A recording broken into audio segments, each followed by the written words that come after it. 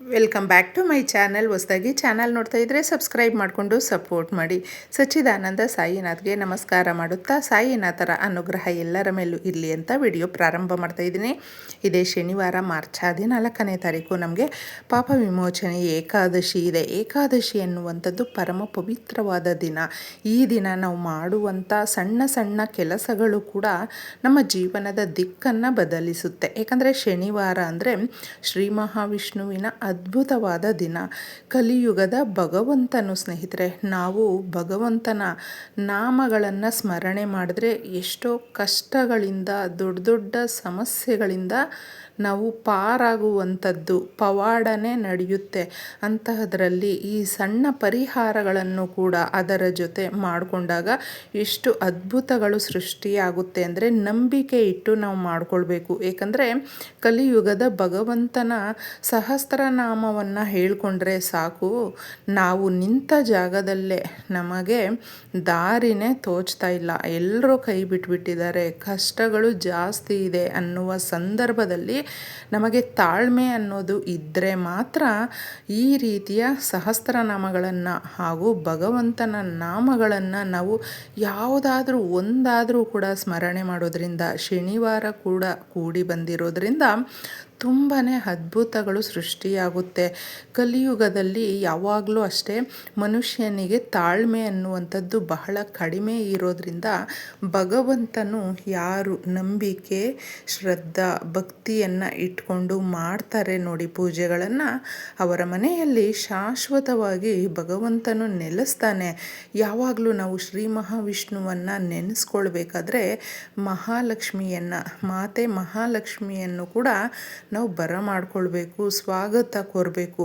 ಅದಕ್ಕಾಗೇ ನಮ್ಮ ಮನೆಯಲ್ಲಿ ಪುಟ್ಟದಾಗಿ ಪರಿಹಾರಗಳನ್ನು ಮಾಡಿಕೊಳ್ಬೇಕು. ಏಕೆಂದರೆ ಎಲ್ಲಿ ಒಂದು ಅಲಕ್ಷ್ಮಿ ಇರ್ತಾಳೋ ಆ ಜಾಗಕ್ಕೆ ಶ್ರೀ ಮಹಾಲಕ್ಷ್ಮಿ ಬರೋದಿಲ್ಲ. ಅಲಕ್ಷ್ಮಿ ಎಲ್ಲಿರ್ತಾಳೆ ಅಂದರೆ ಯಾವ ಜಾಗದಲ್ಲಿ ನೀಟಾಗಿರೋದಿಲ್ವೋ ಹಾಗೂ ಮನಸ್ಸುಗಳಲ್ಲಿ ನಾವು ಕೆಟ್ಟ ಆಲೋಚನೆಗಳನ್ನು ಮಾಡ್ತಾ ಇನ್ನೊಬ್ಬರ ಬಗ್ಗೆ ಕೆಟ್ಟದಾಗಿ ನಾವು ನಡ್ಕೊಂಡಾಗ ಹಾಗೂ ಇನ್ನೊಬ್ಬರ ಏಳಿಗೆಯನ್ನು ನಾವು ಸಹಿಸಿಕೊಳ್ಳದೆ ಇದ್ದಾಗ ಅದು ಎಲ್ಲವೂ ಕೂಡ ಒಂದು ರೀತಿಯಲ್ಲಿ ನಮಗೆ ತೊಂದರೆಗಳೇ ಜಾಸ್ತಿ ಆಗುವಂಥದ್ದು.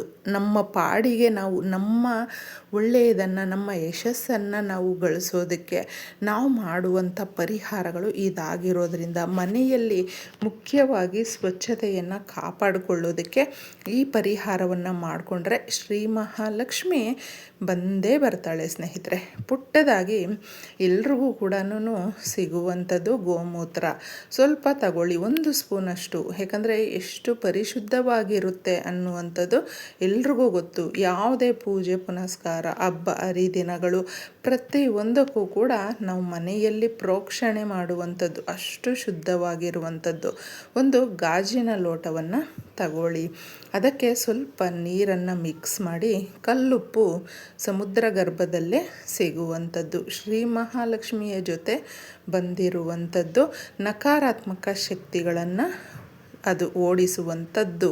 ಅದಕ್ಕೋಸ್ಕರ ಸ್ವಲ್ಪ ಗಂಧವನ್ನು ಕೂಡ ಇದಕ್ಕೆ ತಗೊಳ್ಬೇಕು. ಇಷ್ಟನ್ನು ಸ್ವಲ್ಪನೇ, ಜಾಸ್ತಿ ತಗೊಳ್ಬೇಕು ಅಂತ ಇಲ್ಲ. ಮಿಕ್ಸ್ ಮಾಡಿದ್ದೆ ನೀಟಾಗಿ ಇದೊಂದು ಪವಿತ್ರವಾದಂಥ ಹಾಗೂ ಶಕ್ತಿದಾಯಕವಾದಂಥ ನೀರಾಗಿ ಪರಿವರ್ತನೆ ಆಗುತ್ತೆ. ಇದನ್ನು ನೀಟಾಗಿ ಮನೆಯೆಲ್ಲ ಪ್ರೋಕ್ಷಣೆ ಮಾಡಿ, ಮನೆ ಒರೆಸ್ಕೊಂಡು ತದನಂತರ ಈ ರೀತಿ ಪ್ರೋಕ್ಷಣೆ ಮಾಡಿದ್ರೆ, ಯಾಕಂದರೆ ಗೋವಿನಲ್ಲಿ ಮುಕ್ಕೋಟಿ ದೇವತೆಗಳು ಕೂಡ ನೆಲೆಸಿರುವಂಥದ್ದು. ಶ್ರೀ ಮಹಾಲಕ್ಷ್ಮಿ ಆ ಜಾಗದಲ್ಲಿ ನೆಲೆಸಿರೋದ್ರಿಂದ ತಾಯಿ ಪ್ರಸನ್ನಗೊಳ್ತಾಳೆ. ಅದಕ್ಕೆ ಗೋಮೂತ್ರವನ್ನು ನಾವು ಅಷ್ಟು ಪವಿತ್ರವಾಗಿ ತಗೊಳ್ಳುವಂಥದ್ದು. ಇದನ್ನೆಲ್ಲವೂ ಮಿಕ್ಸ್ ಮಾಡಿದ್ದೆ ಮನೆಗೆ ಪ್ರೋಕ್ಷಣೆ ಮಾಡಿ. ನಿಮ್ಮ ಮನೆಯಲ್ಲಿ ನಕಾರಾತ್ಮಕ ಶಕ್ತಿಗಳಿದ್ದರೆ ಅಲಕ್ಷ್ಮಿ ದೂರ ಆಗ್ತಾಳೆ ಹಾಗೂ ನಕಾರಾತ್ಮಕ ಶಕ್ತಿಗಳು ಎಲ್ಲವೂ ಹೊರಟೋಗುತ್ತೆ. ಮನೆಯ ಬಾಗಿಲು ಈ ಥರ ವಾಲ್ಸ್ ಮೇಲೆ ಸ್ವಲ್ಪನೇ ಒಂದು ಹೂವನ್ನು ತಗೊಂಡಿದ್ದೆ, ಅದನ್ನು ಡಿಪ್ ಮಾಡಿ ಪ್ರೋಕ್ಷಣೆ ಮಾಡಿ. ತದನಂತರ ಇದನ್ನು ಹೊಸ್ತಿಲ ಹತ್ರ ತಗೊಂಡು ಬಂದು ಹೊಸ್ತಿಲಿನ ಮೇಲೆ ಕೂಡ ಅಷ್ಟೇ ಪ್ರೋಕ್ಷಣೆ ಮಾಡಬೇಕು. ತುಂಬಾ ನಮ್ಮ ಮನೆಗೆ ಪಾಸಿಟಿವ್ ವೈಬ್ಸ್ ಅನ್ನುವಂಥದ್ದು ಜಾಸ್ತಿ ಆಗುತ್ತೆ. ಅವಕಾಶಗಳು ತುಂಬಾ ನಮಗೆ ತೆರೆದುಕೊಳ್ಳುತ್ತೆ, ಉತ್ತಮವಾದಂಥ ವಾತಾವರಣ ಅನ್ನೋದು ಸೃಷ್ಟಿಯಾಗುತ್ತೆ, ಮನಸ್ಸಿಗೆ ನೆಮ್ಮದಿ ಅನ್ನೋದು ಕೊಡುತ್ತೆ, ಶಾಂತವಾಗಿ ನಾವು ಇರ್ತೀವಿ ಹಾಗೂ ಪ್ರೀತಿಯಿಂದ ಇರ್ತೀವಿ. ಈ ರೀತಿ ಇದ್ದಾಗ ಯಾವ ಜಾಗದಲ್ಲಿ ಇದೆಲ್ಲವೂ ತುಂಬಿಕೊಂಡಿರುತ್ತೋ ಅಷ್ಟೈಶ್ವರ್ಯಗಳು ಕೂಡ ಬರುವಂಥ ಎಲ್ಲ ರೀತಿಯ ಒಂದು ಸಂದರ್ಭ ಅನ್ನೋದು ಇದರಲ್ಲೇ ಕೂಡಿ ಬರುತ್ತೆ ಅಂತ ಹೇಳಬಹುದು. ಇನ್ನು ಮುಖ್ಯವಾಗಿ ಈ ರೀತಿ ನೀವು ಪ್ರೋಕ್ಷಣೆ ಮಾಡಾದಮೇಲೆ ಬಾಗಿಲತ್ರ ನಿಮ್ಮ ಸುತ್ತಮುತ್ತ ಸುತ್ತಿ ಇದನ್ನು ಪ್ರೋಕ್ಷಣೆ ಮಾಡಿ, ತದನಂತರ ಈಗ ತಿಳಿಸುವಂಥದ್ದು ಒಂದು ನೀವು ಗಾಜಿನ ಲೋಟವನ್ನು ತಗೊಳ್ಳಿ. ಈ ಪರಿಹಾರ ಬಂದು ರಾತ್ರಿ ಮಾಡಿಕೊಳ್ಬೇಕು. ಇದನ್ನು ನಾವು ಗೋಮೂತ್ರದಿಂದ ಫಸ್ಟು ಮನೆಯನ್ನು ನೀಟಾಗಿ ಶುದ್ಧಿ ಮಾಡ್ಕೊಂಡಿರ್ತೀವಿ ಹಾಗೂ ನಕಾರಾತ್ಮಕ ಶಕ್ತಿಯನ್ನು ಓಡಿಸೋದಕ್ಕೆ ಈ ಪರಿಹಾರವನ್ನು ಮಾಡ್ಕೊಂಡಿರ್ತೀವಿ. ರಾತ್ರಿ ಇನ್ನೇನು ಮಲಗುವ ಸಮಯದಲ್ಲಿ ಈ ಕೆಲಸವನ್ನು ನಾವು ಮಾಡಿಕೊಳ್ಬೇಕು. ನಮ್ಮ ಮೇಲೆ ಎಷ್ಟೋ ಜನ ನಮ್ಮ ಬಗ್ಗೆ ಮಾತಾಡ್ತಾ ಅವ್ರಿಗೆ ಕೋಪ, ಅಸೂಯೆ ವ್ಯಕ್ತಪಡಿಸ್ತಾ ಇರ್ತಾರೆ, ಕಣ್ಣೀರಾಗ್ತಾ ಇರ್ತಾರೆ. ನಮ್ಮ ಬಗ್ಗೆ ತುಂಬ ಅಸಮಾಧಾನ ಇರುತ್ತೆ. ನಮ್ಮ ಸ್ವಂತದವರಾಗಿರಬಹುದು, ನಮ್ಮ ಫ್ರೆಂಡ್ಸ್ ಆಗಿರಬಹುದು, ಯಾರೇ ಆಗಿರಬಹುದು, ಅದು ಎಲ್ಲವೂ ನಮಗೆ ಒಂದು ರೀತಿಯಲ್ಲಿ ತಟ್ಟುತ್ತಾ ಇರುತ್ತೆ.